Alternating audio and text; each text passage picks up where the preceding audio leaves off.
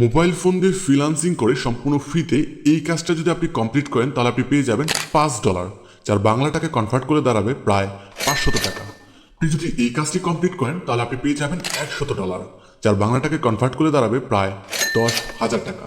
ঠিক এরকমভাবে আমি ছোট ছোট কিছু কাজ কমপ্লিট করে টোটাল ইনকাম করেছি। দেখতে পাচ্ছেন আমি উত্তোলন করার সঙ্গে সঙ্গে পেমেন্ট পেয়ে গেছি 2115 টাকা।